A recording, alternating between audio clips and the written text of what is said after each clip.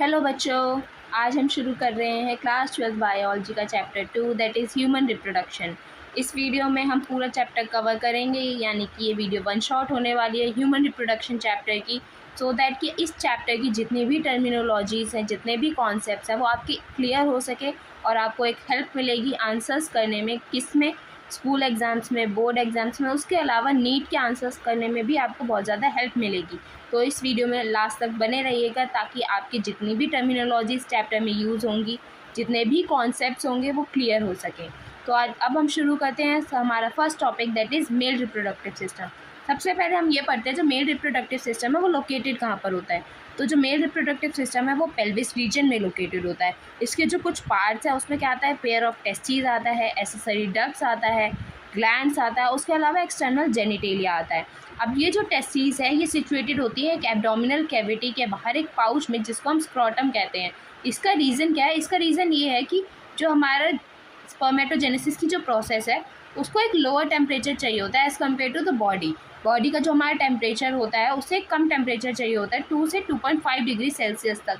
तो उसको मेंटेन करने के लिए ये एक पाउच में लोकेटेड होती है एब्डोमिनल कैविटी के बाहर। तो जिससे कि नेसेसरी होता है कि eight the time of spermatogenesis, so that कि जो हमारी स्पर्मेटोजेनेसिस की प्रोसेस है वो ईजिली हो सके, उसमें कोई भी प्रॉब्लम ना आए। अब इसकी अगर हम फिजियोलॉजी की बात करें, यानी टेस्टिस की फिजियोलॉजी की बात करें, तो टेस्टिस ओवल शेप की होती है, इनकी लेंथ 4 से 5 सेंटीमीटर होती है। विड्थ की बात करें तो ये 2 से 3 सेंटीमीटर की होती है। अब टेस्टिस की अगर एनाटमी की बात करें तो टेस्टिस के अंदर 250 कंपार्टमेंट्स पाए जाते हैं, जिसको हम टेस्टिकुलर लॉब्यूल्स कहते हैं। अब ये जो टेस्टिकुलर लॉब्यूल्स हैं इसके अंदर 1 से लेकर 3 हाईली कॉइल्ड सेमिनिफेरस ट्यूब्यूल्स पाई जाती हैं, जिसके अंदर स्पर्म्स का प्रोडक्शन होता है। अब ये जो सेमिनिफेरस ट्यूब्यूल्स हैं ये लाइंड होती है 2 टाइप की सेल से। एक तो होती है हमारी मेल जर्म सेल, जिसको हम स्पर्मेटोगोनिया कहते हैं, और दूसरी सेल्स है हमारी सर्टोली सेल। अब सर्टोली सेल्स के अगर काम की बात करें तो सर्टोली सेल्स का काम होता है कि जो हमारी मेल जर्म सेल्स हैं जो मैच्योर होकर फर्दर स्पर्म्स का फॉर्मेशन करेंगे, उनको न्यूट्रिशन प्रोवाइड करता है। वहीं अगर सेमिनिफेरस ट्यूब्यूल्स के बाहर का जितना भी रीजन है, जिनको हम इंटरस्टिशियल स्पेस कहते हैं, उसके अंदर भी कुछ सेल्स पाई जाती हैं, उसके अलावा ब्लड वेसल्स पाई जाती हैं। उन सेल्स को हम इंटरस्टिशियल सेल्स या फिर लेडिक सेल्स कहते हैं। अब ये जो लेडिक सेल्स हैं इनका काम क्या होता है, एक तो सिंथेसाइज करना और दूसरा सिक्रीशन करना, किसका, टेस्टिकुलर हार्मोन्स का, जिसको हम एंड्रोजन कहते हैं। अब इसके बाद हमने टेस्टिस का पार्ट कवर कर लिया। अब इसके बाद हम पढ़ेंगे एसेसरी डक्ट्स का पार्ट। तो एसेसरी डक्ट्स में हमारी कौन कौन सी डक्ट्स आती है? एक तो है रेटेटेसिस, वासा एफरेंशिया, एपिडाइडमिस, उसके अलावा वास डिफरेंस। अब सबसे पहले ये पढ़ते हैं कि हमने जो अभी पढ़ा सेमिनिफेरस ट्यूब्यूल्स के जो कंपार्टमेंट्स पाए जाते हैं, जिसको हम टेस्टिकुलर लॉब्यूल्स कहते हैं टेस्टिस के अंदर। तब ये जो सेमिनिफेरस ट्यूब्यूल्स है ये ओपन होते जाके कहाँ पर, वासा एफरेंशिया में, किसके थ्रू, रेटेटेस्टिस के थ्रू। यानी कि सेमिनिफेरस ट्यूब्यूल्स पहले कनेक्ट करती है रेटेटेस्टिस से, उसके बाद ये ओपन अप होती है जाके वासा एफरेंशिया में। अब ये जो वासा एफरेंशिया है ये टेस्टिस को लीव करता है और ओपन होता है जाके एपिडाइडमिस में। अब ये जो एपिडाइडमिस है ये लीड करेगी वास डिफरेंस की तरफ और फर्दर कनेक्ट करेगी एक और डक्ट से, जो कि आ रही होगी सेमिनल वेसिकल से। अब ये जो सेमिनल वेसिकल से और ये जो हमारी एपिडाइडमिस से जो वास डिफरेंस की तरफ जो ये डक्ट आ रही थी, ये दोनों फर्दर मिला के इजैकुलेटरी डक्ट का फॉर्मेशन करेगी, जो ओपन होती है जाके यूरेथ्रा में। अभी इस इजैकुलेटरी डक्ट का काम क्या होता है, एक तो स्टोर करना, दूसरा ट्रांसपोर्ट करना, किसको, स्पर्म्स को। अब यूरेथ्रा के जो ओरिजिनेट होता है वो कहाँ से होता है, यूरिनरी ब्लैडर से ओरिजिनेट होता है। उसकी एक्सटर्नल ओपनिंग को यूरेथ्रल मीटस कहा जाता है। अब इसके आगे की बात करें तो जो पेनिस होता है उसको मेल एक्सटर्नल जेनिटेलिया कहा जाता है। ये हमारा थर्ड पार्ट है मेल रिप्रोडक्टिव सिस्टम का। इसके अंदर स्पेशल टाइप ऑफ टिश्यूज़ पाए जाते हैं। अब एनलार्ज एंड ऑफ पेनिस को ग्लांस पेनिस कहा जाता है। उसके ऊपर अगर कुछ लूज फोल्ड्स पाए जाते हैं स्किन के तो उसको फोरस्किन कहा जाता है। अब फोर्थ पार्ट ऑफ जो male reproductive system that is accessory glands. अब एसेसरी ग्लैंड्स के अंदर कौन कौन से ग्लैंड्स आते हैं? एक तो आता है हमारा सेमिनल वेसिकल्स का पेयर, फिर उसके अलावा प्रोस्टेट ग्लैंड आता है और एक पेयर आता है बल्बो यूरिथ्रल ग्लैंड का। इनके जो सिक्रीशंस होते हैं वो सब मिला के क्या फॉर्म करते हैं, कॉन्स्टिट्यूट करते हैं सेमिनल प्लाज्मा, जिसके अंदर क्या पाया जाता है, फ्रक्टोज, कैल्शियम, उसके अलावा सर्टेन टाइप ऑफ एंजाइम्स पाई जाती हैं। अब जो सिक्रीशन बल्बो यूरिथ्रल ग्लैंड का होता है उसका एक और काम होता है लुब्रिकेशन ऑफ पेनिस का। तो आई होप आप लोगों को इतना तक समझ आ गया होगा मेल रिप्रोडक्टिव सिस्टम। इसके आगे की बात करें तो हमारा सेकेंड टॉपिक है female reproductive system. Female reproductive system के अंदर पाया जाता है अ पेयर ऑफ ओवरीज, उसके अलावा pair of oviduct, uterus, cervix, vagina, external genitalia, उसके अलावा पाया जाता है मैमरी ग्लैंड। अब ये जितना भी पार्ट है एक्सेप्ट मैमरी ग्लैंड, ये सब का लोकेशन क्या है, पेल्विस रीजन है। मैमरी ग्लैंड वहाँ पर लोकेटेड नहीं होते हैं। अब ओवरीज की सबसे पहले बात करें तो ओवरीज जो है वो प्रोड्यूस करती है ओवम। उसके अलावा कुछ स्टेरॉयड हार्मोन्स भी प्रोड्यूस करती हैं जिसको हम ओवेरियन हार्मोन कहते हैं। ओवरीज की लोकेशन क्या होते हैं, each side of the lower abdominal, यानी कि लोअर एब्डोमेन के हर साइड पे वो पाई जाती है, दोनों साइड पर। इसकी साइज़ की बात करें तो ओवरीज की लेंथ 2 से 4 सेंटीमीटर होती है। ये कनेक्टेड होती है पेल्विस वॉल और यूट्रस से लिगामेंट्स के थ्रू। ओवरीज के ऊपर एक थिन एपिथेलियम पाया जाता है जो फर्दर 2 पार्ट्स में डिवाइड होता है। एक तो है पेरिफेरल कॉर्टेक्स और दूसरा है इनर मेडुला। अब इन दोनों को एक साथ मिला के ओवेरियन स्ट्रोमा भी कहा जाता है। अब इसके आगे second part of the female reproductive system that is fallopian tube की बात करते हैं। तो सबसे पहले ये पढ़ते हैं जो फेलोपियन ट्यूब है, यूट्रस है, उसके अलावा जो वेजाइना है, ये तीनों मिला के एसेसरी डक्ट का फॉर्मेशन करते हैं। अब ये जो फेलोपियन ट्यूब है ये 10 से 12 सेंटीमीटर लंबी होती है। इसकी जो पेरिफेरी है वो ओवरी से कनेक्ट करती है यूट्रस को, यानी कि जो फेलोपियन ट्यूब है ये ओवरीज को यूट्रस से कनेक्ट करती है। अब जो सबसे क्लोजर पार्ट होता है फेलोपियन ट्यूब का जो ओवरीज से कनेक्टेड होता है उसको हम इनफंडिबुलम कहते हैं। ये एक फनल शेप का पार्ट होता है। अब infundibulum further finger like projection में पोजेस होता है जिसको हम फिम्बरे कहते हैं, जो कलेक्ट करने का काम करता है ओवम को। अब इनफंडिबुलम के बाद जो सेकेंड पार्ट आता है हमारा फेलोपियन ट्यूब का, जो एक वाइडर पार्ट है ओविडक्ट का, उसको एम्प्यूला कहा जाता है। यहीं पर फर्टिलाइजेशन भी होती है eight the time of ovulation. जब स्पर्म्स आते हैं इंसेमिनेशन के बाद तो एम्प्यूला जंक्शन में ही फर्टिलाइजेशन भी होता है। अब फेलोपियन ट्यूब का जो थर्ड पार्ट है उसको इस्थमस कहा जाता है। अब ये जो पार्ट है ये नैरो ल्यूमन होता है और ये फर्दर ज्वाइन करता है जाके यूट्रस में। अब थर्ड जो हमारा पार्ट है फीमेल रिप्रोडक्टिव सिस्टम का, यूट्रस, हम उसके बारे में पढ़ते हैं। तो यूट्रस को वूम भी कहा जाता है। उसके अलावा यूट्रस की शेप जो होती है वो इन्वर्टेड पियर की तरह होती है।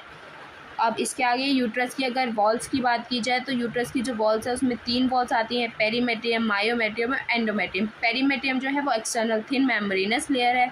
उसके बाद मायोमेट्रियम जो है वो मिडल थिक लेयर है स्मूथ मसल्स की, और इनर जो ग्लैंडुलर लेयर है उसको हम एंडोमेट्रियम कहते हैं। अब जो यूट्रस है वो ओपन अप होता है जाके वेजाइना में एक नैरो सर्विक्स ओपनिंग के थ्रू। अब ये जो कैविटी है सर्विक्स उसको सर्वाइकल कैनाल कहा जाता है। अब ये जो सर्वाइकल कैनाल है अलॉन्ग विद वेजाइना दोनों मिलकर बनाती है बर्थ कैनाल। अब इसके आगे अगर बात की जाए तो जो मायोमेट्रियम की जो लेयर थी उसी में कॉन्ट्रैक्शंस होते हैं eight the time of delivery of the baby. अब इसके बाद हम एक्सटर्नल जेनिटेलिया की बात करते हैं। तो एक्सटर्नल जेनिटेलिया में मॉन्स प्यूबिस आता है, लेबिया मेजोरा आता है, लेबिया माइनोरा आता है, हाइमन आता है, क्लाइटोरिस आता है। मॉन्स प्यूबिस एक कुशन फैटी टिश्यू पाया जाता है। उसके अलावा लेबिया मेजोरा और लेबिया माइनोरा वो एक फ्लैशी फोल्ड ऑफ टिश्यूज़ है जो कि कवर अप करते हैं वेजाइनल ओपनिंग को, सो दैट कि कोई भी इंसेक्ट या फिर डर्ट जो है एक्सटर्नली वो बॉडी में इंसर्ट ना हो पाए।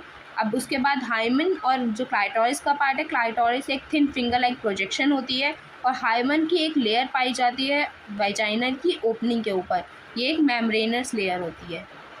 अब जो नेक्स्ट पार्ट है फीमेल रिप्रोडक्टिव सिस्टम का वो है मैमरी ग्लैंड्स। अब मैमरी ग्लैंड्स की अगर बात करें तो मैमरी ग्लैंड्स पेयर्स में पाई जाती हैं। इसके अंदर ग्लैंडुलर टिश्यू और वेरिएबल अमाउंट ऑफ फैट पाया जाता है। अब ये जो ग्लैंडुलर टिश्यू है फर्दर डिवाइडेड होता है 15 से 20 मैमरी लोब्स में, जिसके अंदर क्लस्टर ऑफ सेल्स पाया जाता है जिसको एल्वियोली कहा जाता है। एल्वियोली की यही सेल्स जो है वो दूध का सिक्रीशन करती हैं, यानी मिल्क सिक्रीट करती हैं। अब एल्वियोली ओपन अप होती है जाके किसमें, मैमरी ट्यूब्यूल्स में। यही ट्यूब्यूल्स फर्दर ज्वाइन करके बनाती हैं मैमरी डक्ट। अब ये मैमरी डक्ट जब काफ़ी सारी मैमरी डक्ट ज्वाइन होंगी तो वो एक वाइडर मैमरी एम्फ्यूला का फॉर्मेशन करती हैं। अब मैमरी एम्फ्यूला फर्दर कनेक्ट करके लेक्टिफेरस डक्ट का फॉर्मेशन करेंगे। अब ये जो लेक्टिफेरस डक्ट है यही ओपन अप होती है जाके निपल्स में, जिससे एक्सप्रेस होता है मिल्क। अब जो हमारा नेक्स्ट टॉपिक है दैट इज़ गैमेटोजेनेसिस। तो गैमेटोजेनेसिस का मेन जो डेफिनेशन है वो क्या है, वो ये एक ऐसी प्रोसेस है जिससे गैमेट्स का फॉर्मेशन होता है। इसके अंदर 2 प्रोसेसेस आती हैं, एक है स्पर्मेटोजेनेसिस, दूसरा है हमारा oogenesis। स्पर्मेटोजेनेसिस के थ्रू स्पर्म्स का फॉर्मेशन होता है, oogenesis के थ्रू ओवम का फॉर्मेशन होता है। तो अब सबसे पहले हम स्पर्मेटोजेनेसिस की बात करेंगे। तो स्पर्मेटोजेनेसिस की जो बात करते हैं तो सबसे पहले हम उसकी डेफिनेशन समझते हैं। तो स्पर्मेटोजेनेसिस एक ऐसी प्रोसेस है जिसमें स्पर्म्स का फॉर्मेशन होता है स्पर्मेटोगोनियस सेल्स से by the process of mitosis as well as meiosis. तो सबसे पहले स्पर्मेटोगोनिया जो सेल्स हैं, जब कोई भी मेल है वो प्यूबर्टी रीच करता है तो स्पर्मेटोगोनिया सेल्स जो है वो माइटोटिकली डिवाइड करती हैं, जिसको हम इक्वेशनल डिवीजन कहते हैं। इसमें माइटोटिकली काफ़ी सारे डिविजन्स होते हैं, मल्टीप्लाई करती है ये नंबर्स में। उसके बाद क्या होगा, उसमें से कुछ जो स्पर्मेटोगोनिया सेल्स हैं वो चली जाएंगी हमारे मियोटिक डिवीजन के लिए। उन्हीं स्पर्मेटोगोनिया सेल्स को हम प्राइमरी स्पर्मेटोसाइट्स कहते हैं। अब जो ये प्राइमरी स्पर्मेटोसाइट्स है इसमें फर्स्ट मियोटिक डिवीजन होगा, जिससे क्या होगा, एक रिडक्शनल डिवीजन होगा, जो क्रोमोसोम का नंबर है वो हाफ हो जाएगा, जिससे 2 हैप्लॉइड इक्वल सेल्स का फॉर्मेशन होगा, जिसको हम सेकेंडरी स्पर्मेटोसाइट्स कहते हैं, जिसके अंदर जो क्रोमोसोम्स का नंबर है वो हाफ होकर 23 रह जाता है। अब ये जो सेकेंडरी स्पर्मेटोसाइट्स है ये फर्दर सेकेंड मियोटिक डिवीजन के लिए जाएंगे, जिससे 4 हैप्लॉइड सेल्स का फॉर्मेशन होगा, जिसको हम स्पर्मेटेड्स कहते हैं। अब ये जो स्पर्मेटेड्स हैं ये फर्दर ट्रांसफॉर्म होंगे स्पर्मेटोजोआ में एक प्रोसेस के थ्रू, जिसको हम स्पर्मियोजेनेसिस कहते हैं। अब इस स्पर्मियोजेनेसिस के बाद क्या होगा, जो स्पर्म्स के जो हेड हैं वो एम्बेडेड हो जाएंगे सर्टोली सेल्स के अंदर, सो दैट कि वो न्यूट्रिशन ले सके, वहाँ से एनर्जी ले सके। Eight the time of release वहाँ से एनर्जी जितनी भी ली होगी वो रिलीज़ होगी सेमिनिफेरस ट्यूब्यूल से। किस प्रोसेस के थ्रू, स्पर्मिएशन प्रोसेस के थ्रू। तो सबसे पहले हम समझते हैं स्पर्मेटोजेनेसिस। स्पर्मेटोजेनेसिस एक ऐसी प्रोसेस है जिसमें स्पर्म्स का फॉर्मेशन होता है स्पर्मेटोगोनिया सेल्स से by the process of mitosis and meiosis. उसके बाद हमने बात करी स्पर्मियोजेनेसिस की। स्पर्मियोजेनेसिस में क्या होता है, ट्रांसफॉर्मेशन होता है स्पर्मेटिड का स्पर्मेटोजोआ में। और स्पर्मिएशन में क्या होता है, रिलीज होता है स्पर्म्स का सेमिनिफेरस ट्यूब्यूल से। तो आई होप आप लोगों को इतना समझ आ गया होगा। और उसके बाद अगर स्पर्मेटोजेनेसिस प्रोसेस की बात करें तो ये प्यूबर्टी पे स्टार्ट होती है। किस वजह से स्टार्ट होती है, कुछ हार्मोन्स की वजह से, जो कि होते हैं हमारे गोनाडोट्रोपिन रिलीजिंग हार्मोन, उसके अलावा LH और FSH। जो ये गोनाडोट्रोपिन रिलीजिंग हार्मोन है ये हाइपोथैलेमस सिक्रीट करता है। अब ये जो गोनाडोट्रोपिन रिलीजिंग हार्मोन है यानी GnRH ये एक्ट करता है जाके एंटीरियर पिट्यूटरी पे। एंटीरियर पिट्यूटरी फर्दर सिक्रीशन करती है किस हार्मोन्स का, LH और FSH यानी ल्यूटेनाइजिंग हार्मोन और फॉलिकल स्टिमुलेटिंग हार्मोन का। अब ये जो LH है ये एक्ट करता है जाके लेडिक सेल्स पे और स्टिमुलेट करता है, सिंथेसिस करवाता है, उसके अलावा सिक्रीशन करवाता है एंड्रोजन्स का यानी कि टेस्टोस्टेरॉन्स का। अब उसके आगे अगर बात करें तो ये एंड्रोजन क्या फर्दर स्टिमुलेट करता है स्पर्मेटोजेनेसिस की प्रोसेस को। वहीं अगर FSH की बात की जाए तो FSH एक्ट करता है जाके सर्टोली सेल्स पे और फर्दर स्टिमुलेट करता है, सिक्रेशन करवाता है कुछ ऐसे फैक्टर्स की जो हेल्प करता है स्पर्मियोजेनेसिस में। अब जो हमारा अगला पार्ट है वो क्या है, हम स्ट्रक्चर ऑफ स्पर्म पढ़ेंगे। इसमें हमारा हेड, नेक, मिडल पीस और टेल आता है। अब हेड की बात करें तो हेड के अंदर एक इलोंगेटेड हैप्लॉइड न्यूक्लियस पाया जाता है। उसके अलावा एक एंटीरियर पोर्शन में एक एक्रोजोम पाया जाता है जो कि कैप लाइक स्ट्रक्चर होता है। एक्रोजोम के अंदर बहुत सारी एंजाइम्स फिल होती हैं जो कि फर्टिलाइजेशन के टाइम पर रिक्वायर्ड होती हैं। वहीं अगर मिडल पीस की बात की जाए तो उसमें न्यूमरस माइटोकॉन्ड्रियाज पाए जाते हैं जो फर्दर एनर्जी का प्रोडक्शन करते हैं, जो कि मूवमेंट के लिए रिक्वायर्ड होती है। वहीं अगर स्पर्म की इजैकुलेशन की बात करें तो सिंगल इजैकुलेशन में 200 से लेकर 300 बिलियन स्पर्म्स रिलीज होते हैं, जिसमें से नॉर्मल फर्टिलिटी के लिए एटलीस्ट 60% ऑफ द स्पर्म्स का नॉर्मल शेप और साइज़ का होना ज़रूरी होता है। वहीं अगर उसमें से जो 40% है वो विग्रस मोटिलिटी के नहीं होंगे तो नॉर्मल फर्टिलाइजेशन भी नहीं होती है। स्पर्म्स की अगर बात करें तो जो स्पर्म्स है वो रिलीज़ होते हैं हमारे सेमिनिफेरस ट्यूब्यूल से। अब जो सेमिनल प्लाज्मा है अलॉन्ग विद स्पर्म्स कॉन्स्टिट्यूट करता है सीमेन को। उसके अलावा जो मेल एसेसरी डक्ट्स हैं, उसके अलावा जो ग्लैंड्स हैं, उनका फंक्शन मेंटेन किया जाता है एंड्रोजन्स के थ्रू। अब जो हमारा अगला पार्ट है वो है oogenesis, जो कि हमारी सेकंड प्रोसेस है गैमेटोजेनेसिस की, जिसमें हमारा क्या होगा, ओवम का फॉर्मेशन कैसे होता है हम ये पढ़ेंगे। तो oogenesis की जो प्रोसेस है वो at the time of embryonic development ही शुरू हो जाती है। जब कोई फीटस, जो एक बेबी गर्ल है, वो प्रेगनेंसी हुई, अब बेबी गर्ल का अगर फीटस आया है तो उसी टाइम पर एम्ब्रियोनिक डेवलपमेंट के ही टाइम पर oogenesis की प्रोसेस स्टार्ट हो जाएगी, जिसमें क्या होगा, couple of million gamete mother cells, जिसको हम oogonia कहते हैं, वो फीटल ओवरीज में आ जाती हैं। क्योंकि क्या होगा कि बर्थ के बाद कोई भी सेल ऐड नहीं हो पाती है ओवरीज के अंदर, तो जितनी भी oogonia सेल्स हैं वो बिफोर बर्थ ही ऐड होंगी। तो couple of million gamete mother cell जो है वो ऐड हो जाती हैं ओवरीज के अंदर। अब उसके बाद क्या होगा, फीटल स्टेज पे ही क्या होता है, जो डेवलपमेंट है वो स्टार्ट हो जाता है। जो सेल है वो फर्स्ट मियोटिक डिविजन्स में चली जाती है और प्रोफेज 1 पे जाके अरेस्ट हो जाएगी, जो कि एक टेम्प्रेरी अरेस्ट है, जिससे क्या होगा, प्राइमरी oocyte का फॉर्मेशन होगा। अब ये जो प्राइमरी oocyte है ये फर्दर क्या होगा, ग्रेन्युलोसा सेल से सराउंड हो जाएगा और प्राइमरी फॉलिकल का फॉर्मेशन करेगा। अब इसके बाद क्या होगी, बर्थ हो गई।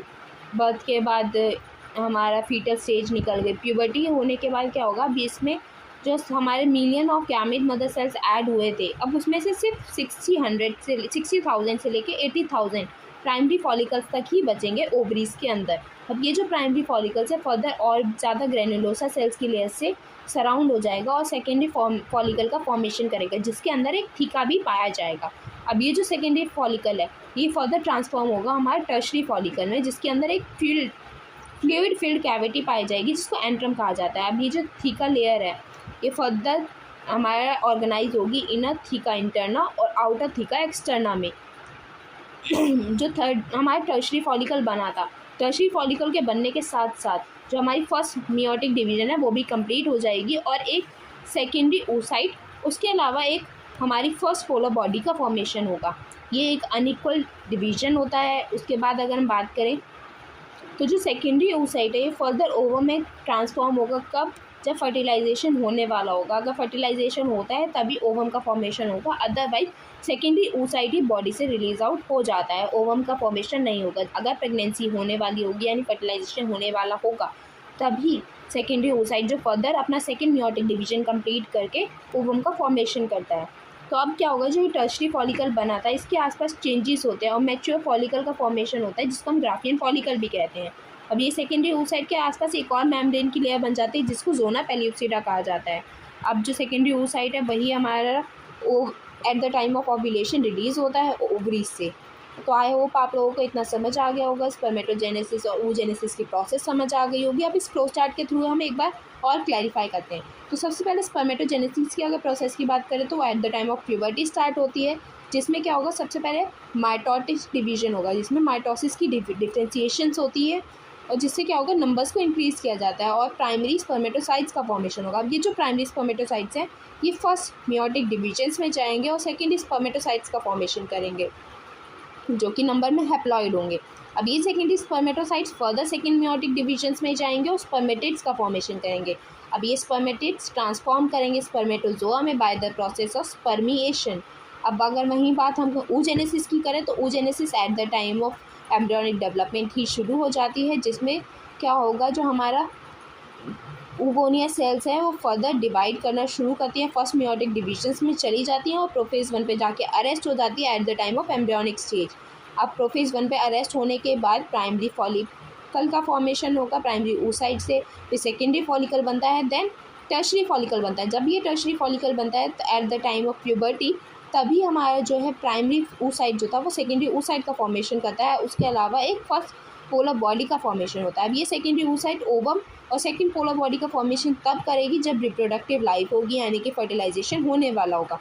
अगर फर्टिलाइजेशन नहीं होता है तो मेंस्ट्रुअल साइकिल के टाइम पर सेकेंडरी oocyte ही बॉडी से रिलीज आउट हो जाता है आफ्टर ओव्यूलेशन। अब इसके बाद हम मेंस्ट्रुअल साइकिल की बात, हमारा जो नेक्स्ट टॉपिक है वो है मेंस्ट्रुअल साइकिल। तो सबसे पहले हम ये समझते हैं मेंस्ट्रुअल साइकिल होती किस में है।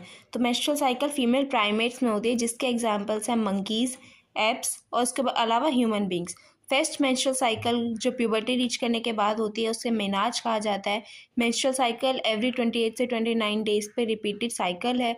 इसकी डेफिनेशन की बात की जाए तो ये एक साइक्लिक इवेंट है जो कि स्टार्ट होता है एक मेंस्ट्रुएशन से लेके दूसरे मेंस्ट्रुएशन तक, उसे हम मेंस्ट्रुअल साइकिल कहते हैं।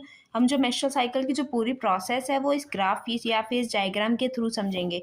तो जो फर्स्ट डे से लेके 5th डे तक का जितना भी टाइम होता है उसमें जितने भी प्रोसेसेस होते हैं, इवेंट्स होते हैं, उसको हम मेंस्ट्रुअल फेज कहते हैं, जिसमें क्या होता है कि मेंस्ट्रुअल फ्लो होता है। इसी टाइम पे और क्या हो रहा होता है, ओवरीज के अंदर अगेन डेवलपिंग शुरू हो जाती है दूसरे फॉलिकल की। अब 5th डे के बाद क्या होता है कि मेंस्ट्रुअल फेज खत्म हो गया, उसके बाद क्या होता है फॉलिकुलर फेज शुरू हो जाता है। इस फेज में क्या होगा, LH और FSH का लेवल धीरे धीरे बढ़ना शुरू होता है, एंटीरियर पिट्यूटरी से रिलीज होना शुरू होता है, जिसकी वजह से क्या होता है एस्ट्रोजन का लेवल भी बढ़ना शुरू होता है और जो फॉलिकल्स है वो डेवलप करना शुरू करते हैं। प्राइमरी फॉलिकल से सेकेंडरी फॉलिकल बनेगा, फिर टर्शरी फॉलिकल बनेगा, यानी कि सेकेंडरी oocyte का फॉर्मेशन होगा, फिर उससे ग्राफियन फॉलिकल का फॉर्मेशन होगा, जोना पेल्यूसिडा की लेयर बनेगी और उसके बाद क्या होता है 14th डे के आसपास आके जो फॉलिकुलर फेज है वो एंड होता है और 14th डे पे क्या होगा, LH का जो लेवल है वो इंक्रीज कर जाएगा और अपनी पीक को रीच करेगा, जिसे हम LH सर्ज कहते हैं। अब जब LH का लेवल अपने पीक को रीच करता है तो उसकी वजह से क्या होता है एस्ट्रोजन का लेवल भी बढ़ जाता है और एस्ट्रोजन भी अपना पीक लेवल अटेन कर लेता है। तो जिससे क्या होगा कि ओवरीज से जो हमारा सेकेंडरी oocyte है उसका रिलीज हो जाता है, यानी ओव्यूलेशन हो जाएगा। अब इस ओव्यूलेशन के बाद क्या होगा, जितना भी हमारा रिमेनिंग पार्ट बचता है सेकेंडरी oocyte का एक्सेप्ट ओवम, तो वो क्या करेगा, कॉर्पस ल्यूटियम का फॉर्मेशन करना शुरू कर देता है और एस्ट्रोजन का लेवल भी डाउन हो जाएगा, LS-FSH का लेवल भी डाउन हो जाएगा, जिसकी वजह से क्या होगा, जो कॉर्पस ल्यूटियम बना है अब ये डेवलप करना शुरू करेगा। अब ये जो डेवलपिंग कॉर्पस ल्यूटियम है ये प्रोजेस्टेरॉन सिक्रीट करना शुरू करेगा। इसका एक और काम होता है कि जब कॉर्पस ल्यूटियम बनता है तो जो वो प्रोजेस्टेरॉन सिक्रीट कर रहा होता है वो एक मेंटेनेंस का काम करता है, किसमें, जो हमारी एंडोमेट्रियम की लाइनिंग है। जो फॉलिकुलर फेज में हमारी ये जो लाइनिंग है ये दोबारा से बनना शुरू हो जाती है, और जब हमारा ओव्यूलेशन हो जाता है तो ये लाइनिंग फुल्ली प्रिपेयर हो जाती है। अब उसको मेंटेन करने का काम कॉर्पस ल्यूटियम करता है। क्यों? क्योंकि कॉर्पस ल्यूटियम ही प्रोजेस्टेरॉन सिक्रीट करता है, जिसकी वजह से एंडोमेट्रियम की जो लाइनिंग है वो मेंटेन रहती है। ये लाइनिंग बहुत इंपॉर्टेंट होती है eight the time of implantation, तो इसके लिए अगर हमें फर्टिलाइजेशन होना है तो इम्प्लांटेशन के लिए इस लाइनिंग का होना ज़रूरी है, तो इसलिए कॉर्पस ल्यूटियम ओवरीज में रहकर प्रोजेस्टेरॉन सिक्रीट करता है सो दैट ये लाइनिंग मेंटेन रहे। अब अगर फर्टिलाइजेशन नहीं होता है 14 डे के बाद 15 डे पे अगर फर्टिलाइजेशन नहीं हो रहा है तो ये जो कॉर्पस ल्यूटियम है डीजनरेट करना शुरू कर देगा, जिसकी वजह से क्या होगा, प्रोजेस्टेरॉन का लेवल भी डिक्रीज होना शुरू हो जाता है। अब इस प्रोजेस्टेरॉन का लेवल जब डिक्रीज होगा तो उसकी वजह से क्या होगा, जो हमारी एंडोमेट्रियम की लाइनिंग है वो भी डीजनरेट करना शुरू कर देगी, और अगेन 29 डे पे आके फिर क्या होगा, नेक्स्ट साइकिल शुरू हो जाएगी और फिर से हमारा मेंस्ट्रुअल फेज शुरू हो जाएगा, जिसमें क्या होगा, मेंस्ट्रुअल फ्लो होता है। तो आई होप आप लोगों को इतना समझ आ गया होगा। अब इसके आगे की अगर बात करें तो जो हमारा 50 एज जब रीच कर जाती है कोई भी फीमेल है, अगर उसकी एज अराउंड 50 है तो उसके बाद क्या होता है, जो मेंस्ट्रुअल साइकिल है वो सीज कर जाती है, यानी होना बंद हो जाएगी, तो उसको हम मेनोपॉज कहते हैं। अब इसके बाद जो हमारा नेक्स्ट टॉपिक है वो है फर्टिलाइजेशन एंड इम्प्लांटेशन। तो सबसे पहले अगर फर्टिलाइजेशन की बात करें तो फर्टिलाइजेशन के लिए क्या होना ज़रूरी है, फर्टिलाइजेशन के लिए इंसेमिनेशन होना बहुत ज़्यादा ज़रूरी होता है, सो दैट कि जो स्पर्म है वो स्विम करके ओवम को रीच कर पाए और फर्टिलाइजेशन फर्दर हो पाए। फर्टिलाइजेशन कहाँ पर होता है, एम्पिलरी जंक्शन में होता है, यानी एम्पिलरी रीजन में होता है, फेलोपियन ट्यूब के ओवरीज के पास। जब हमारा जो फेलोपियन ट्यूब है उसका जो एम्पिलरी जंक्शन है वहीं पर जाके फर्टिलाइजेशन होगा, वहीं पर ओवम के साथ स्पर्म मीट करता है और फर्दर जाइगोट का फॉर्मेशन होता है, देन जाइगोट फर्दर आगे मूव करके इम्प्लांटेशन होती है। तो फर्टिलाइजेशन के लिए इंसेमिनेशन होने के बाद जो हमारा स्पर्म है और जो ओवम है उन दोनों का फ्यूजन होना ज़रूरी होता है। Fertilisation can only occur if the ovum and the sperm are transported simultaneously to the ampullary junction. अगर दोनों ओवम और जो स्पर्म है वो दोनों एक साथ ही एम्पिलरी जंक्शन पे पहुंचते हैं तभी फर्टिलाइजेशन होगा, वो भी एक पर्टिकुलर टाइम में, अदरवाइज फर्टिलाइजेशन नहीं होता है। तो the process of fusion of sperm with the ovum is called fertilisation. अब फर्टिलाइजेशन की डिफाइन क्या है, fusion of sperm with the ovum is called fertilisation, यानी कि जब स्पर्म का फ्यूजन होगा ओवम के साथ तो उसको हम फर्टिलाइजेशन कहते हैं। जो स्पर्म है वो कम, अब क्या होगा, फर्टिलाइजेशन होती कैसे, हम इसके बारे में पढ़ते हैं। तो जैसे कि मैंने आपको बताया था eight the time of oogenesis, जैसा कि मैंने oogenesis के टाइम पर आपको बताया था कि जो ज़ोना पेलियोसेरा की जो लेयर है जो ओवम के आसपास फॉर्म होती है, अब उसमें क्या होगा, जो स्पर्म जब उसके कांटेक्ट में आएगा तो फर्दर वो क्या करेगी, बाकी जितने भी स्पर्म्स होंगे उनकी जो एंट्री है वो ब्लॉक कर देगी, सिर्फ एक ही स्पर्म होगा जो ओवम के अंदर एंटर करके फर्टिलाइजेशन कर सकता है। तो अब इसकी वजह से क्या होगा, जो स्पर्म का स्ट्रक्चर था उसमें आपको एक एक्रोसोम नाम का पार्ट पढ़ाया था जिसमें क्या थी, एंजाइम्स फिल थी जो फर्टिलाइजेशन के टाइम पे रिक्वायर्ड होती है। अब ये एंजाइम्स जो है वो सिक्रीट होती हैं एक्रोसोम से, और जो ओवम के आसपास की लेयर्स है उसको डाइल्यूट करके वो साइटोप्लाज्म में स्पर्म को एंटर करने में हेल्प करती है, जिससे क्या होगा, जब वो साइटोप्लाज्म में पहुंच जाता है तो जो हमारा सेकेंडरी oocyte था वो अपना सेकेंड मियोटिक डिवीजन कंप्लीट करके एक सेकेंड पोलर बॉडी और ओवम का फॉर्मेशन करता है। ये एक अनइक्वल डिवीजन होता है जिसमें एक सेकेंडरी पोलर बॉडी और एक हैप्लॉइड ओवम का फॉर्मेशन होता है। तो अब जो स्पर्म का जो न्यूक्लियस है हैप्लॉइड, वो जाके फ्यूज करता है ओवम के हैप्लॉइड न्यूक्लियस से और जाइगोट का फॉर्मेशन करेगा। तो अब इसके आगे की अगर बात करें तो उसमें क्या है कि अब हमें ये पढ़ना है कि जो बेबी का जो जेंडर है वो कैसे डिसाइड होता है, eight the time of pregnancy baby का जेंडर डिसाइड कैसे होता है। तो अगर फीमेल की बात करें, ह्यूमन फीमेल की बात करें तो उनका क्रोमोसोम पैटर्न एक्स होता है, वहीं अगर मेल्स की बात की जाए तो उनका क्रोमोसोम पैटर्न XY होता है। अब जो ओवम है उसके अंदर क्रोमोसोम का जो पैटर्न है वो सिर्फ एक्स होता है क्योंकि वो हैप्लॉइड होता है। ये जो हमारा डिप्लॉइड हमने पढ़ा है XX और XY, ये डिप्लॉइड नेचर है। अगर इसका हैप्लॉइड की बात करें तो ओवम में सिर्फ एक्स पाया जाता है हमारा क्रोमोसोम। वहीं अगर स्पर्म्स की बात करें तो 50% ऑफ द स्पर्म्स में एक्स क्रोमोसोम पाया जाता है और 50% में वाई क्रोमोसोम पाया जाता है। तो अब ये एक चांस फैक्टर होता है कि कौन सा स्पर्म जाके ओवम के साथ फ्यूज करेगा। अगर वो एक्स क्रोमोसोम वाला स्पर्म जाके ओवम के साथ फ्यूज करेगा तो वो एक्स एक्स क्रोमोसोम पैटर्न का फॉर्मेशन करेगा, जो कि एक ह्यूमन फीमेल का पैटर्न है। तो जो बेबी गर्ल होगी यानी जो फीटस होगा वो एक बेबी गर्ल का फीटस होगा। वहीं अगर वाई क्रोमोसोम वाला स्पर्म जाके फ्यूज करता है एक एक्स ओवम के साथ तो वो एक्स वाई का फ्यूजन करेगा, जो कि एक मेल का एक क्रोमोसोम पैटर्न है। तो ये इससे क्या होगा, एक ह्यूमन मेल का फॉर्मेशन होगा। तो ये सब समझ आया होगा। अब इसके बाद हम आगे डिस्कस करते हैं कि अब ये जो जाइगोट बना है इससे फर्दर आगे की बात करते हैं। तो अब जो ये जाइगोट बना है, हम इसके आगे क्या होगा कि एम्ब्रियो का फॉर्मेशन कैसे होता है, कैसे इम्प्लांटेशन होती है, फर्दर एम्ब्रियो डेवलपमेंट कैसे होती है, इस बारे में पढ़ते हैं। तो जो अभी ये जाइगोट बना है ये माइटोसिस के थ्रू डिवीजन करता है अपना, और इस्थमस रीजन से मूव करके ये ओवरी से मूव करता हुआ हमारे यूट्रस में एंटर करता है, जहाँ पर क्या होगा अभी डिवाइड करना शुरू करेगा। अभी ये जो सिंगल सेल है ये 2 सेल्स में डिवाइड होगी, फिर 2 से 4, 4 से 8, 8 से 16 डॉटर सेल्स का फॉर्मेशन करेगी। अब इन्हीं डॉटर सेल्स को हम ब्लास्टोमेयर्स कहते हैं। अब इन्हें हम डॉटर सेल्स नहीं कहेंगे, इन्हें हम ब्लास्टोमेयर्स कहेंगे। जो एवरी सेल बन रहा है वो ब्लास्टोमेयर है। अब जब 8 से लेकर 16 सेल की स्टेज आएगी तो उसे हम मॉर्यूला कहते हैं। जब जो जाइगोट है वो डिवाइड करके 8 से या फिर 16 सेल्स का फॉर्मेशन करेगा, जिसमें 16 से लेकर 8 ब्लास्टोमेयर्स होंगे, तो उसको हम मॉर्यूला कहते हैं। अब ये जो मॉर्यूला है ये फर्दर डिवाइड करेगा और ट्रांसफॉर्म करेगा ब्लास्टोसिस्ट में, जिसके अंदर क्या होगा 2 पार्ट्स होते हैं। एक है हमारा ट्रोपोब्लास्ट, जिस वो एक आउटर लेयर है, वहीं एक इनर ग्रुप ऑफ सेल्स भी पाया जाता है जो अटैच रहता है ट्रोपोब्लास्ट से, उसको हम इनर सेल मास कहते हैं। यही फर्दर आगे मूव करेगा यूट्रस की तरफ, और ये जो ट्रोपोब्लास्ट की लेयर ये अटैच हो जाएगी जाके एंडोमेट्रियम की लाइनिंग के साथ, और जो इनर सेल मास है फर्दर डिवाइड करके एम्ब्रियो का फॉर्मेशन करेगा। अब ये जो ट्रोपोब्लास्ट की लेयर थी ये इंटरडिजिटेशन करती है हमारे एंडोमेट्रियम की लाइनिंग के साथ यानी मैटरनल टिश्यू के साथ, और प्लेसेंटा का फॉर्मेशन शुरू करेगी।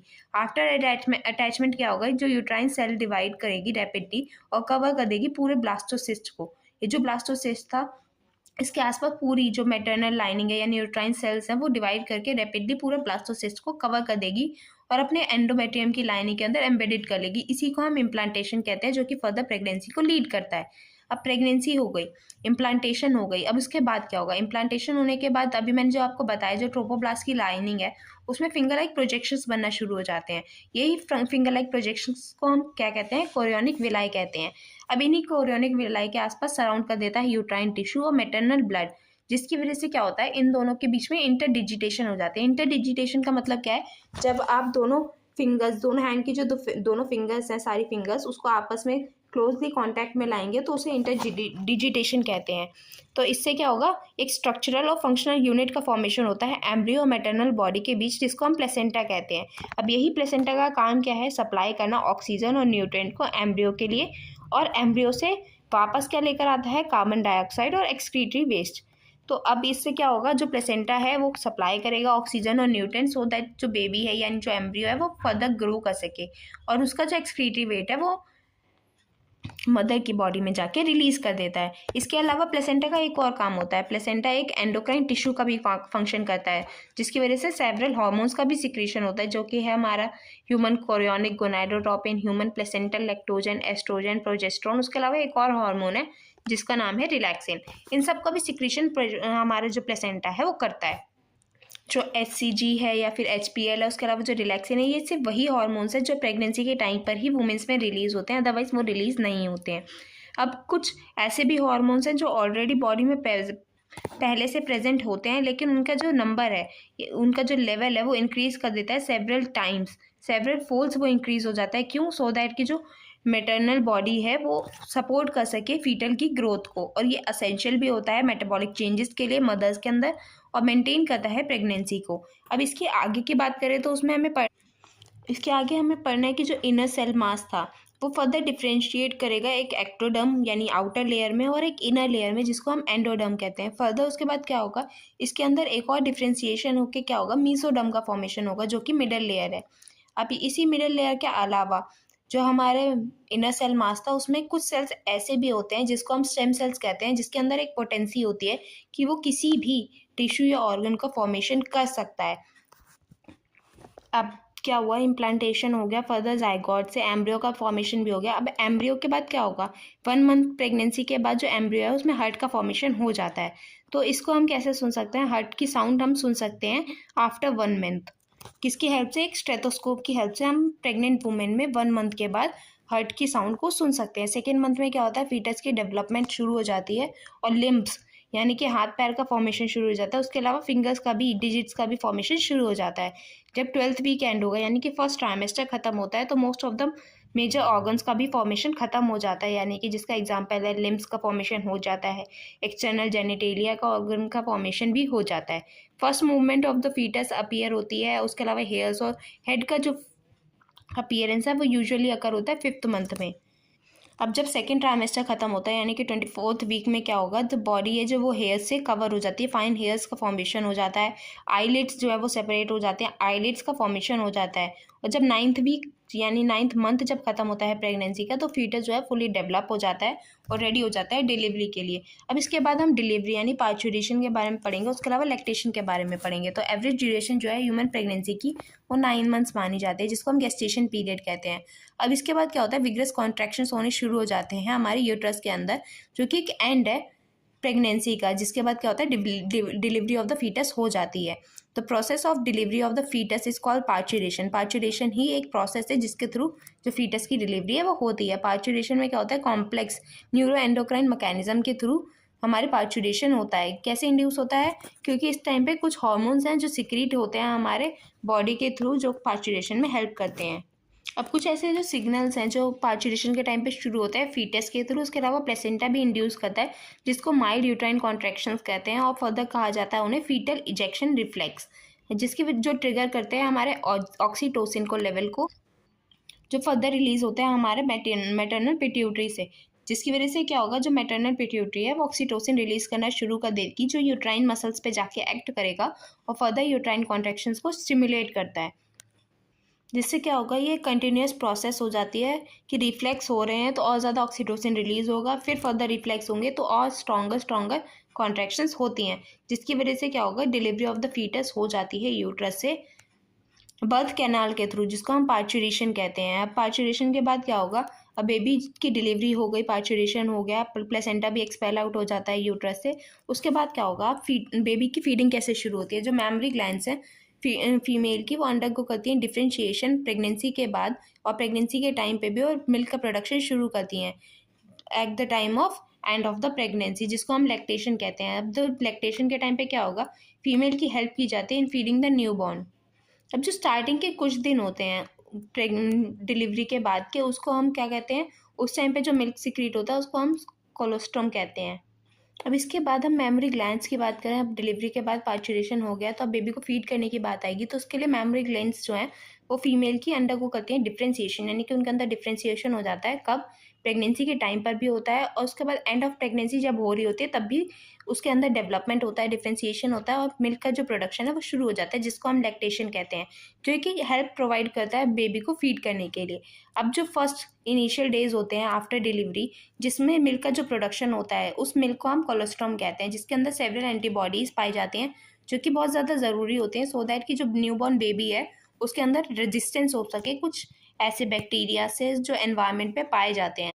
जो मिल्क सिक्रीट हो रहा है यानी कि जो कोलोस्ट्रम है उसके अंदर सेवरल एंटीबॉडीज़ पाई जाती हैं जो बेबी को रेजिस्टेंट बनाती हैं सेवरल ऐसे बैक्टीरिया से जो एनवायरनमेंट में पाए जाते हैं। अब जो डॉक्टर्स हैं वो भी रिकमेंड करते हैं कि स्टार्टिंग में बेबी को फीड करना बहुत ज़्यादा ज़रूरी होता है इनिशियल पीरियड में, सो दैट कि जो हेल्दी बेबी है उसकी अपब्रिंगिंग हो सके और एक हेल्दी बेबी ग्रो हो सके। तो आई होप आप लोगों को इतना समझ आ गया होगा, पूरा चैप्टर मैंने क्लियर कर दिया है, उसकी जितनी भी टर्मिनोलॉजीज़ है वो भी मैंने आपको समझा दी हैं। अगर समझ आया हो तो do let me know in the comment section and do like to the video, so that कि आप मुझे मोटिवेट कर सकें और मैं फर्दर वीडियोज़ आगे बना सकूँ।